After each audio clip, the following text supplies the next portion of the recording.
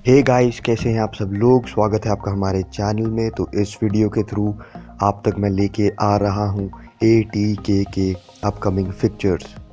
तो Indian football team की unfortunate elimination के बाद अब आईएसएल रिज्यूम होगा 25 जनवरी से। और आपको जानकर खुशी होगी कि 25 जनवरी को जो एटीके का पहला मैच है वो होगा, यानी कि आईएसएल के रिजम्पशन पर एटीके को उसका पहला मैच मिल गया है ब्रेक के बाद। और वो मैच होगा केरला ब्लास्टर्स के खिलाफ 25 जन को, जो कि होगा केरला ब्लास्टर्स के होम स्टेडियम में। और ये एटीके के लिए एक अवे मैच होगा। तो गाइस, ये एटीके के लिए एक मस्ट विन मैच है, क्योंकि अगर एटीके यहाँ से 3 पॉइंट्स निकाल देता है तो वो चौथे रैंक के बहुत ज़्यादा करीब हो जाएगा। और ये मैच एटीके के लिए आसान होगा।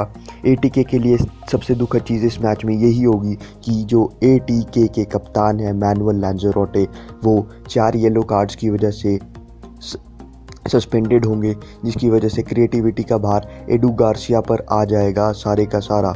पर ये एटीके के लिए एक आसान मैच होगा, क्योंकि डिस्पाइट कि एटीके ने अपना पहला मैच केरला ब्लास्टर्स से 2-0 से हारा था, पर उसके बाद से केरला ब्लास्टर्स एक डाउनफॉल पर है। और अब मुझे नहीं लगता कि केरला ब्लास्टर्स फाइट बैक कर पाएगी एटीके से, जो काफ़ी डिफेंसिवली स्ट्रॉन्ग है। और अटैक्स भी शायद अब अच्छे करने लग जाए, क्योंकि ब्रेक में स्टीव कॉपेल ने कुछ तो स्ट्रैटेजी चेंज की होगी।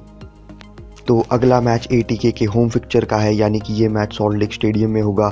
और इस मैच की डेट है 3 फरवरी, और ये मैच होगा जमशेदपुर एफसी के अगेंस्ट। तो जब लास्ट टाइम ये दोनों टीमें आपस में भिड़ी थी तो एक एक गोल का ड्रॉ हुआ था। पर इस बार मैं एक्सपेक्ट कर रहा हूँ कि एटीके ने जो ट्रांसफ़र विंडो में अच्छी साइनिंग्स की है, उनके बल पर एटीके जमशेदपुर एफसी को हरा देगी। एटीके को बस ये ध्यान रखना है कि जमशेदपुर एफसी जो लॉन्ग बॉल्स और क्रॉसेस पे ज़्यादा खेलती है, उन्हें ये 2 चीज़ें करने से काफ़ी हद तक रोकना है। और साथ ही साथ सेट पीसीस का मौका नहीं देना है जमशेदपुर एफसी को, क्योंकि सेट पीसीस पे जमशेदपुर एफसी काफ़ी ज़्यादा अच्छी है। तो अगर इन 3 चीज़ों पे एटीके की डिफेंस और एटीके के कोच ध्यान दे दे तो एटीके बड़े आराम से हरा पाएगी जमशेदपुर एफसी को।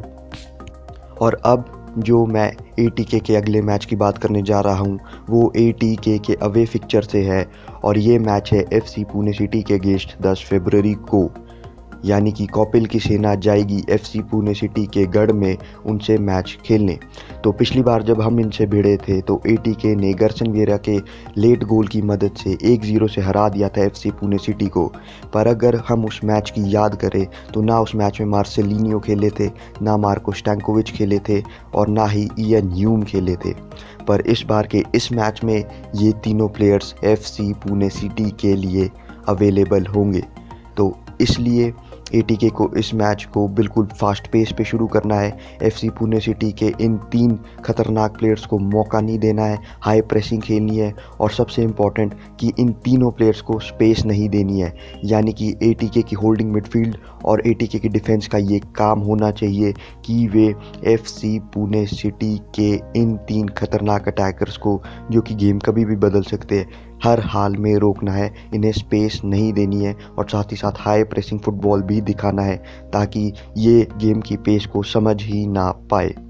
और अब एक और मैच जो कि 10 फरवरी से सीधे 4 दिन बाद 14 फरवरी को है, एटीके का एक और अवे फिक्चर, जो कि होगा एफसी गोवा के अगेंस्ट।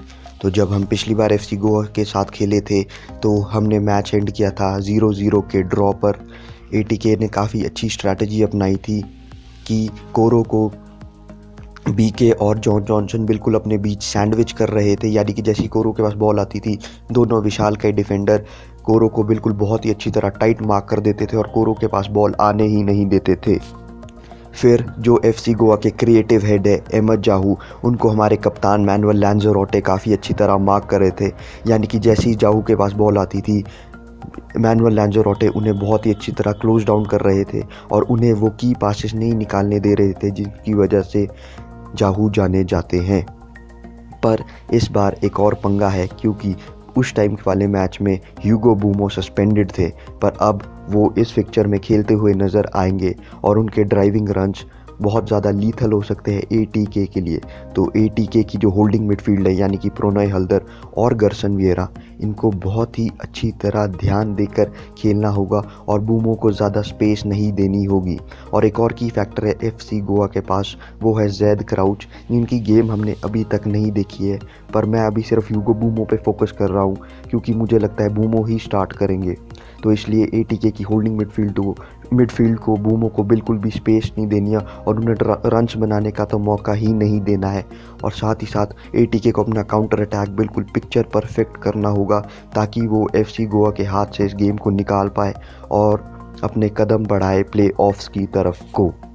अब जो ATK का अगला मैच होगा वो 22 फरवरी को ATK का एक होम फिक्चर होगा और होगा मुंबई सिटी FC के अगेंस्ट। प्रोबेबली ATK का टफेस्ट मैच इस समय क्यों, और मैं आशा करता हूं कि ATK हारे तो नहीं बल्कि एक ड्रॉ ही निकाल दे इस फिक्चर से, क्योंकि मुंबई सिटी जिसने शुरुआत बड़ी कमज़ोर की थी पर अब वो ISL टेबल पर सेकंड रैंक पर है और एक बहुत ही खतरनाक गोल स्कोरिंग यूनिट है। तो इस मैच में ATK को तो सबसे पहले अपना फॉर्मेशन चेंज करना होगा, 4-4-2 का फॉर्मेशन लाना होगा। और ये मैं इसलिए बोल रहा हूँ क्योंकि ATK को डिफेंसिवली बहुत ही ज़्यादा वेल ऑर्गेनाइज्ड होना होगा। तो गाइस, डिफेंसिवली वेल ऑर्गेनाइज्ड होने का मतलब ये नहीं है कि ATK सिर्फ डिफेंड ही करेगा।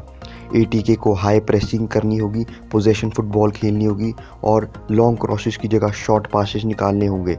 यानी कि अगर शॉर्ट पासेस को ATK मुंबई सिटी FC जैसी टीम के अगेंस्ट अपनी स्ट्रैटेजी में उतारती है, तो अगर आप देखें पोजेशन होल्ड करके अगर आप शॉर्ट पासेस निकाल रहे हैं और शॉर्ट पासेस निकालते हुए आप किसी ऑपोजिशन के डिफेंसिव थर्ड तक जा रहे हैं, तो उस ऑपोजिशन के प्लेयर्स फ्रस्ट्रेट भी हो रहे हैं और साथ ही साथ बॉल को चेज कर करके थक भी रहे हैं। तो ATK को सबसे पहले तो शॉर्ट पासेस की स्ट्रैटेजी निकालनी होगी, यानी कि शॉर्ट पासेस बनाने होंगे और डिफेंसिवली ऑर्गेनाइज्ड रहना है। डिफेंसिवली ऑर्गेनाइज्ड से मेरा मतलब है कि अगर डिफेंस से कोई प्लेयर आगे बॉल लेके जा रहा है, ड्राइव करके जा रहा है, तो उसे उतनी ही जल्द वापस भी आना होगा पास निकाल के। वो वही खड़ा रहना अफोर्ड नहीं कर सकता, क्योंकि ये चीज़ पीछे डिफेंस में एक लूप होल पैदा कर देती है जिसका फ़ायदा मुंबई सिटी FC के अटैकर्स निकाल सकते हैं। तो आप शॉर्ट पासेस को इंक्लूड कीजिए, पोजेशन फुटबॉल खेलिए और थोड़ा वेल ऑर्गेनाइज्ड रखिए अपने स्ट्रक्चर को, तो आप आराम से ये मैच निकाल देंगे मुंबई सिटी FC के अगेंस्ट। और अगर निकाल भी नहीं पाए तो कम से कम आपको एक ड्रॉ तो मिलेगा जो काफ़ी ज़्यादा सेटिस्फाइंग होगा मुंबई सिटी FC जैसी टफ टीम के अगेंस्ट। तो अब बढ़ते हैं 3 मार्च की ओर, जब ISL का लीग दौर ख़त्म होगा और इस बार का लीग दौर ख़त्म हो रहा है ATK के होम फिक्चर में, यानी कि ATK salt lake stadium Kolkata में होस्ट करेगी दिल्ली डायनामोस को। तो पिछली बार जब ये दो टीमें भिड़ी थी तो ATK ने 2-1 से हरा दिया था दिल्ली डायनामोस को, जिसमें नुसैर एल मेमूनी और बलवंत सिंह ने गोल दागे थे। तो ये मैच ATK के लिए आसान होगा क्योंकि दिल्ली डायनामोस इतनी स्ट्रॉन्ग टीम नहीं है, पर फिर भी ATK को डिफेंसिवली वेल ऑर्गेनाइज्ड रहना होगा और साथ ही साथ अच्छा पोजेशन फुटबॉल खेलना होगा।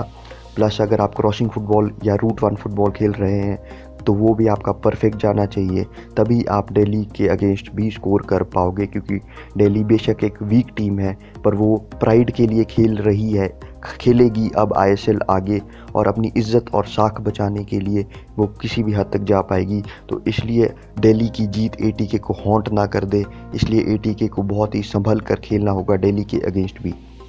तो गाइस, ये है ATK का आने वाला फिक्चर। आशा करता हूँ आपको ये वीडियो अच्छी लगी है। तो अगर ये वीडियो अच्छी लगी है तो इस वीडियो को लाइक कर दीजिए, चैनल को सब्सक्राइब कर दीजिए और बेल आइकन दबाना कतई भी मत भूलिए। और साथ ही साथ एक नई रिक्वेस्ट, गाइस, इस वीडियो को जितना हो सके उतना शेयर भी कर दो। तो thank you for watching the video. Goodbye, peace out.